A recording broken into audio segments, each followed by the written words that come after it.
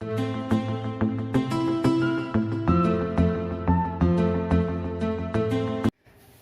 Students, welcome to the channel biology by MSK. तो last class में हमने embryogenesis पढ़ा था, एम्ब्रियो किस तरीके से फॉर्म हुआ था, और आज हम डिस्कस करने वाले हैं सीड को। किसको?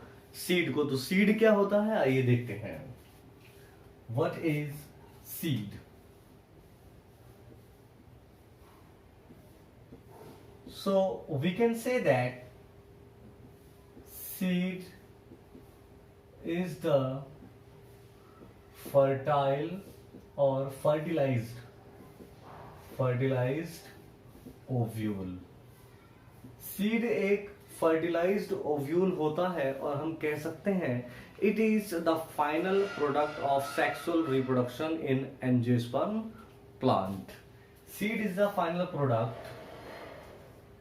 Seed is the final product. Seed is the final product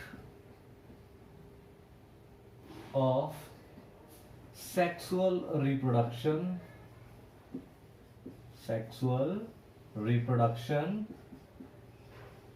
in flowering plants or angiospermic plant.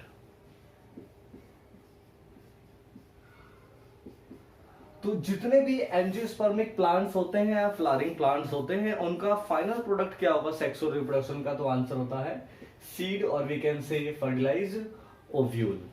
अब ध्यान देना जरा, ये सीड बना कैसे। तो लास्ट टाइम मैंने आपको बताया था after fertilization ovule is converted into seed।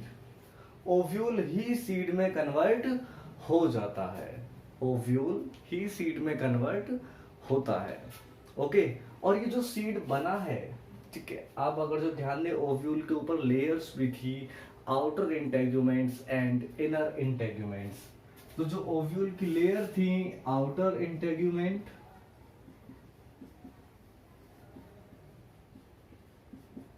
और inner integument,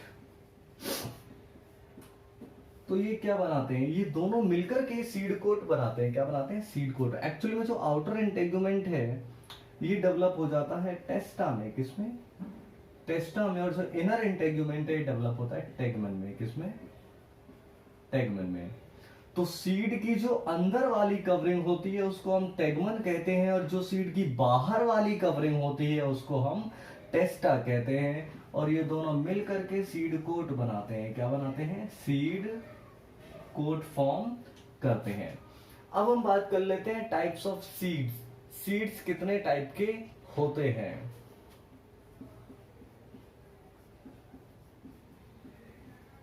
types of seeds. There are three types of seeds. There are three types of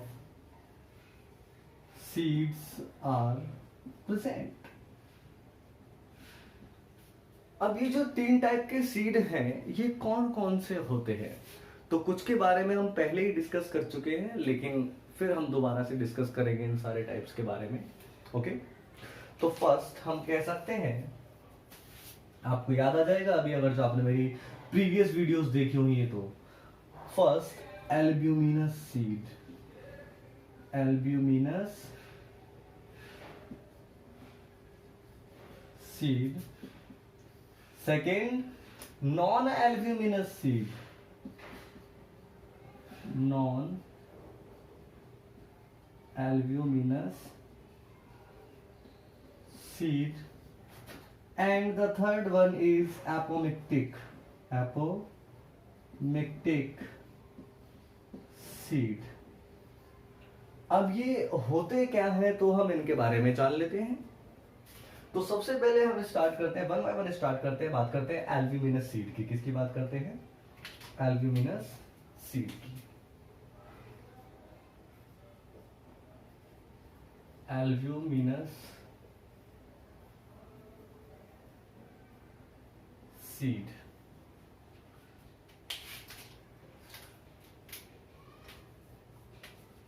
तो हम कह सकते हैं the seed during which development, या हम बोल सकते हैं the seed which has endosperm, the seed which has endosperm for nourishment or endosperm is not consumed, such kind of seed is known as albuminous seed। कोई भी seed develop हो रहा था, अब आपको पता है भैया सीड है, सीड के अंदर ही क्या होता है, एम्ब्रियो होता है, और एम्ब्रियो के पास में क्या होंगे, सराउंडिंग में एंडोस्पर्म होता है, क्योंकि एम्ब्रियो को नरिश कौन करता है, एम्ब्रियो को नरिश करता है एंडोस्पर्म। मैंने प्रीवियस वीडियो में इसको डिस्कस किया हुआ है, तो उनको जरूर देखें जिसने नहीं देखी है, ठीक है। तो एंडोस्पर्म एम्ब्रियो को नरिश करता है। अब एम्ब्रियो को जब वो नरिश कर रहा था, तो वहां पर ये एंडोस्पर्म पूरी तरीके से कंज्यूम नहीं हुआ। जब पूरी तरीके से कंज्यूम नहीं होगा, तो जो सीड बनेगा वो एल्ब्यूमिनस सीड कहलाएगा। एग्जाम्पल के लिए हम बोल सकते हैं वीट, राइस एक्सेट्रा, सीरियल जो भी है वो इसी में ही आ जाते हैं। सेकेंड अगर जो हम बात करें, that is non albuminous seed, non albuminous seed, ये क्या होते हैं, तो हम बोल सकते हैं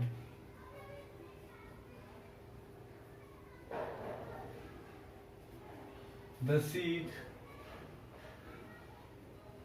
which has no endosperm or endosperm is completely consumed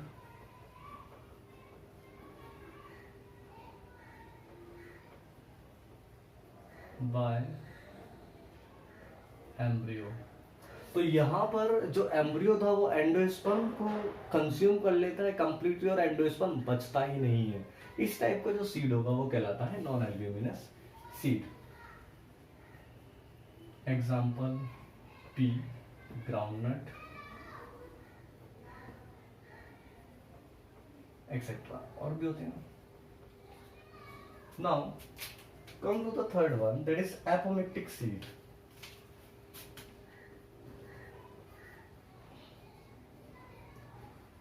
apomictic seed, तो ये क्या होता है, तो हम बोल सकते हैं एपोमिक्टिक सीड का मतलब होता है एक ऐसा सीड जो एपोमिक्सिस प्रोसेस से डेवलप होता है। द सीड और the seeds which develop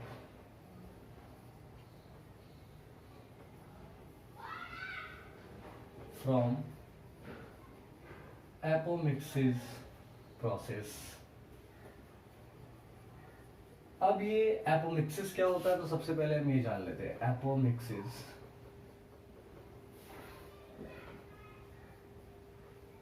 the seed is developed, the seed is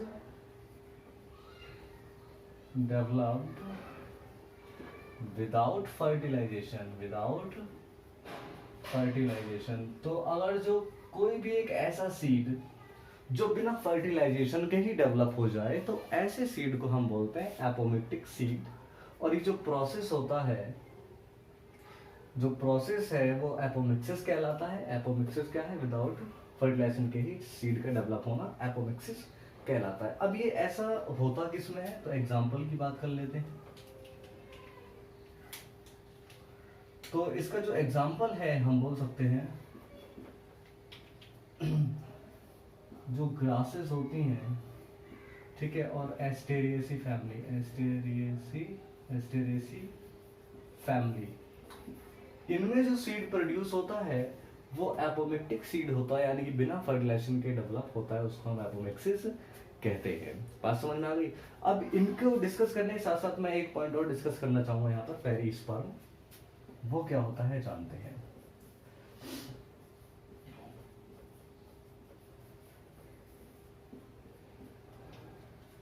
देखो, ओव्यूल से सीड डेवलप होता है, लेकिन ओव्यूल की जो वार वाली कवरिंग होती है उनको हम इनर इंटेगुमेंट और आउटर इंटेगुमेंट कहते हैं। ठीक है, अब जो इंटेगुमेंट्स है उससे पहले भी एक पार्ट आता है। अगर जो आपने मेरे प्रीवियस यार ये स्टार्टिंग वाली वीडियोस देखी है इस चैप्टर की, तो मैंने एनाट्रोपस ओव्यूल के स्ट्रक्चर को डिस्कस किया था।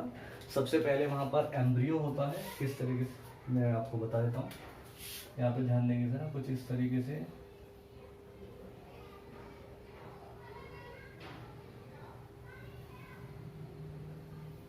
Okay, outer integument, inner integument, embryo, ये जो पार्ट है जहां मैंने डॉटेड किया हुआ है, ये पार्ट कहलाता है न्यूसेलस। क्या कहलाता है?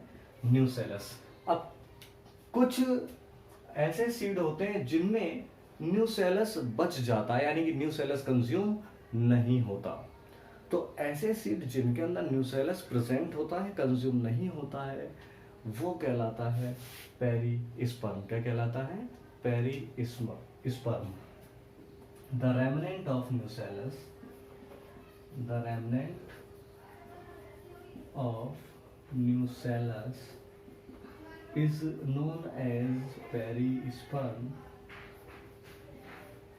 यानी कि जो न्यूसेलस था वो कंज्यूम नहीं हुआ, वो बच गया, रेमनेंट रह गया वहीं पर, तो ऐसे सीड क्या कहलाएंगे? पेरिस्पर्म कहलाते हैं।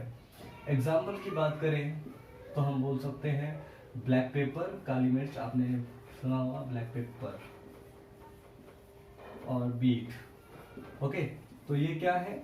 ये एग्जाम्पल है किसके? पेरिस्पर्म के। किसके? पेरिस्पर्म। आई होप कि ये बात समझ में आ गई होगी।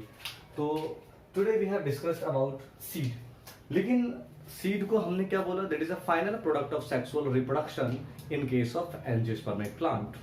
अब इन सीड का फंक्शन क्या होता है, इनका एडवांटेज क्या है?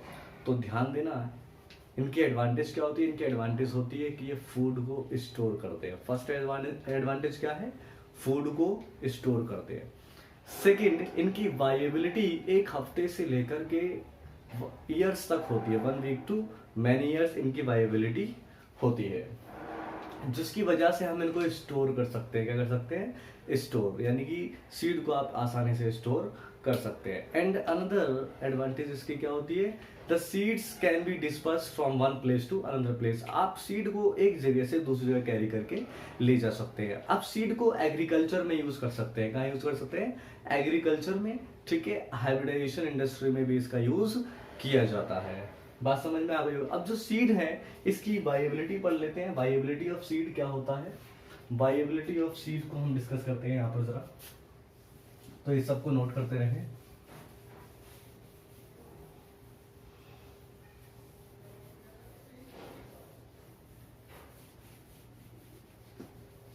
Viability of seed,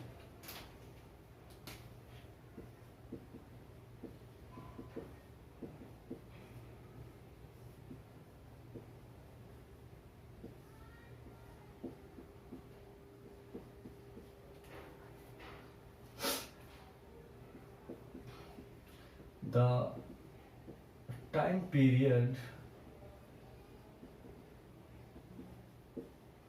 in which the seed can be viable और germinate। तो एक ऐसा टाइम पीरियड जब तक सीड वाइबल रहे, यानी कि जर्मिनेट कर सके, वो टाइम पीरियड क्या कहलाता है? वाइबिलिटी कहलाता है। और ये जो टाइम पीरियड होता है वो वीक्स टू ईयर्स तक होता है। वीक्स टू ईयर्स तक होता है। अब ये जो वीक्स टू ईयर्स हैं, यानी कि हफ्तों से लेके सालों तक हैं, अब कभी इनके लिए ना सीड बैंक भी बनाए जाते हैं। क्या बनाए जाते हैं? Seed bank. सीड को जिन बैंक में प्रिजर्व किया जाता है तो उसको हम बोलते हैं क्रायो प्रिजर्वेशन। क्या कहते हैं? क्रायो प्रिजर्वेशन पूछा जाता है एग्जाम में। Cryo preservation, storage of seed.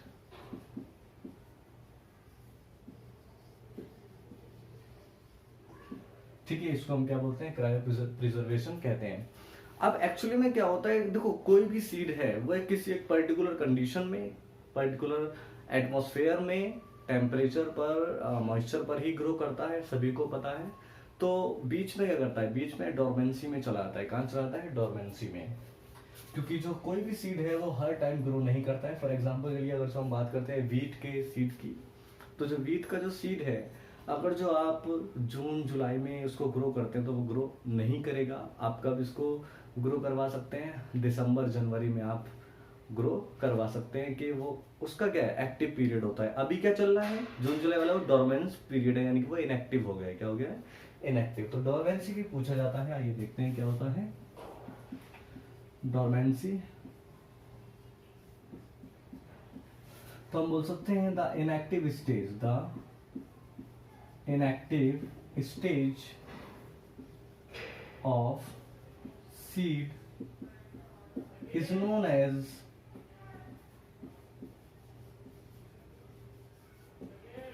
Dormancy. Okay, I hope कि ये बात समझ में आ गई होगी। तो ये है सीड की बात, यानी कि सीड क्या था, सीड एक फर्टिलाइज्ड ओव्यूल था। क्या था, सीड फर्टिलाइज्ड ओव्यूल। अब हम बात कर लेते हैं फ्रूट की। किसकी बात कर लेते हैं, फ्रूट की। जैसा कि हमने डिस्कस किया था, पोस्ट फर्टिलाइजेशन इवेंट में क्या होता है, ओव्यूल सीड बन जाता है, ठीक है, ओवरी फ्रूट बन जाती है। तो हमने सीड की तो बात कर ली, अब हम बात करते हैं फ्रूट्स की। किसकी बात करते हैं, फ्रूट्स की। आइए देखते हैं।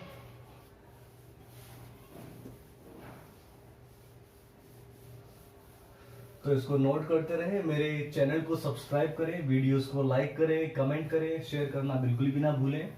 ओके, ज्यादा से ज्यादा शेयर करें। तो आज हम बात करने वाले हैं फ्रूट्स की।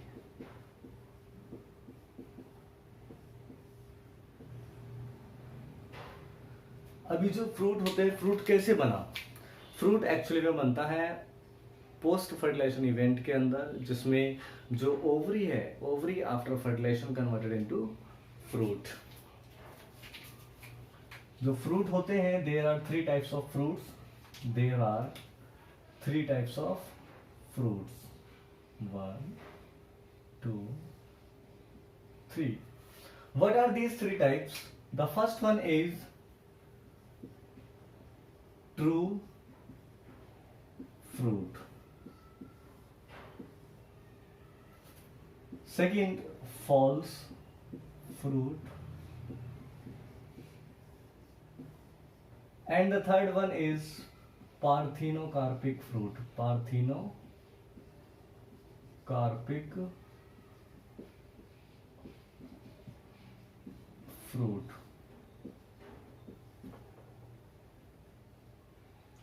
तो अब ये ट्रू फ्रूट्स क्या होते हैं, आइए देखते हैं। ट्रू फ्रूट्स में हम कह सकते हैं the fruits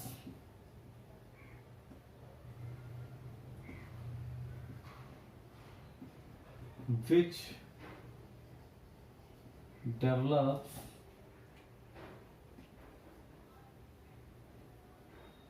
from ovary, which develops from ovary।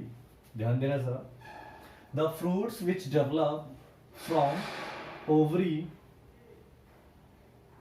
after fertilization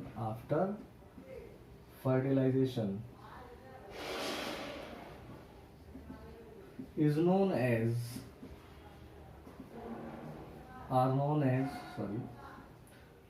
true fruits.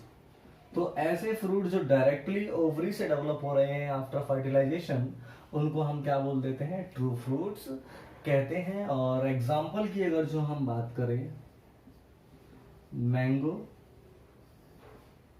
Guava etcetera, ये क्या होते हैं, ट्रू फ्रूट्स होते हैं। ट्रू फ्रूट्स कौन से फ्रूट्स होते हैं, जो आफ्टर फर्टिलाइजेशन डायरेक्टली कहां से डेवलप हो, ओवरी से डेवलप हो। कहां से डेवलप हो, ओवरी से। तो हम सिंपल वे में कहते हैं that fruits which develops from ovary are known as true fruits. Okay, now let's talk about false fruit. ये जो है फॉल्स फ्रूट क्या होते हैं, आइए देखते हैं फॉल्स फ्रूट के बारे में। पहला पॉइंट तो हम कह सकते हैं the fruits which develop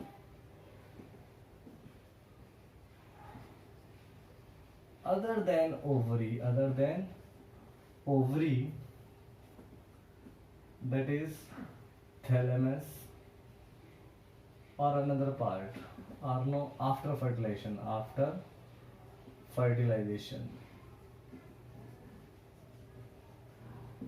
are known as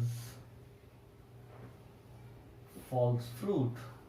यानी कि ये फ्रूट जो है वो ओवरी से डेवलप नहीं हो रहे हैं, ये डेवलप हो रहे हैं थैलेमस से। या हम कह सकते हैं कि थैलेमस का भी रोल है डेवलपमेंट में, या किस्म के पेटल्स भी होते हैं, सेपल्स भी इन्वॉल्व होते हैं डेवलपमेंट। तो सारी की सारी जो कंडीशन है वो किस पे आएंगी, फॉल्स फ्रूट के अंदर आएंगी, बिकॉज यहाँ पर ओवरी इन्वॉल्व नहीं है।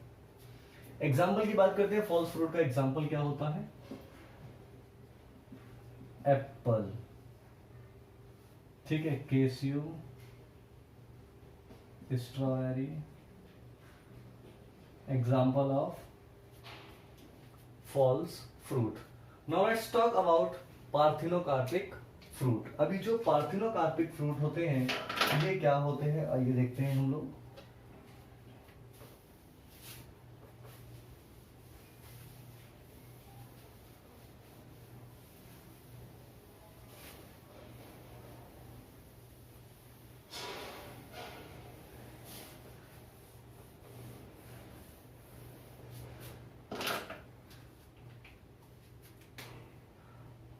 Third one, parthenocarpic fruit, parthenocarpic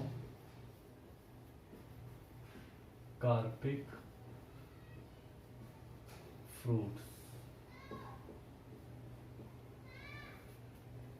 तो पार्थिनोकार्पिक फ्रूट्स ऐसे फ्रूट्स होते हैं जो बिना फर्टिलाइजेशन के ही डेवलप हो जाते हैं। कैसे डेवलप हो जाते हैं, बिना फर्टिलाइजेशन के। तो हम कह सकते हैं the fruits which develops without fertilisation,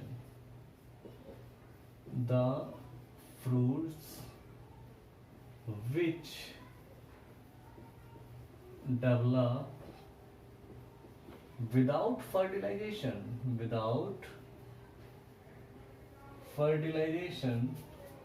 are known as parthenocarpic fruit,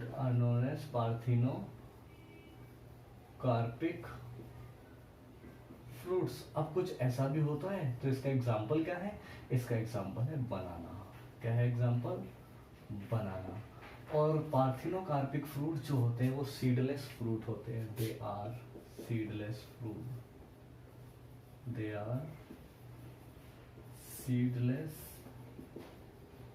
fruits. तो हम कह सकते हैं ऐसे प्लांट्स जिनमें सीड प्रोड्यूस नहीं होता है, ठीक है, तो हम उनको कैसे ग्रो कर सकते हैं। तो आंसर है वो पार्थिनोकार्पिक के द्वारा उनको ग्रो किया जा सकता है। और दूसरा तरीका क्या होता है उनमें, दूसरा तरीका होता है वेजिटेटिव प्रोपेगेशन का, ओके, जो कि हम प्रीवियस चैप्टर में डिस्कस कर चुके हैं। तो इट्स ऑल अबाउट फ्रूट्स। तो आपको बात समझ में आ गई होगी। अब ध्यान देना, जैसे कि ओवरी थी तो ओवरी फ्रूट में डेवलप हुआ, ठीक है, तो ओवरी की वॉल भी थी। क्या थी ओवरी की वॉल, जो ओवरी की वॉल थी वो डेवलप होती है फ्रूट की वॉल में। किसमें, फ्रूट की वॉल में, जिसको हम बोलते हैं पेरिकार्प। क्या बोलते हैं, पेरिकार्प। ध्यान देना जरा, फ्रूट डेवलप हो गया, सॉरी उल्टा हो गया, ovary develops into fruits and wall of ovary develop into wall of fruit which is known as pericarp। उसको हम क्या बोलते हैं, पेरिकार्प कहते हैं। क्या कहते हैं, पेरिकार्प। ध्यान रखना ये जो पेरिकार्प है ये क्या है, वॉल है फ्रूट की, ठीक है, ओके। और अब हम आगे बात कर लेते हैं एक टॉपिक जो कि लास्ट टॉपिक बच जाता है, जिसको हम कहते हैं पॉली एम्ब्रियोनी। ये पॉली एम्ब्रियोनी क्या होता है, पॉली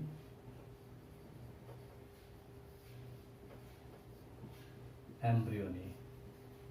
पॉली एम्ब्रियोनी का मतलब क्या होता है, पॉली एम्ब्रियोनी का मतलब है बहुत सारे एम्ब्रियो क्या चीज, बहुत सारे एम्ब्रियो। जब किसी फ्रूट के अंदर बहुत सारे एम्ब्रियो डेवलप हो जाएं तो वो कंडीशन क्या कहलाती है, पॉली एम्ब्रियोनी कहलाती है। The presence of more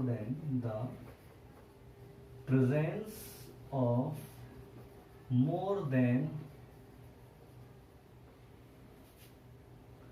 one embryo, more than one embryo in a seed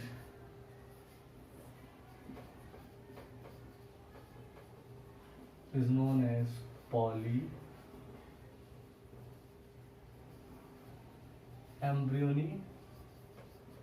Example, citrus। Citrus का मतलब हो गया नींबू यानी कि लेमन, ऑरेंज यानी कि संतरा, ठीक है, एक्सेट्रा इसमें आ जाते हैं। तो ये कंडीशन कहलाती है पॉली एम्ब्रियोनी कहलाती है। तो इन सभी टॉपिक को अच्छे से अपने नोटबुक में लिखें, इनको लर्न करें, याद करें, ठीक है। और मेरे चैनल को सब्सक्राइब करें, वीडियोस को लाइक करें, कमेंट करें, शेयर करना बिल्कुल भी ना भूलें। Thank you for watching biology by MSK।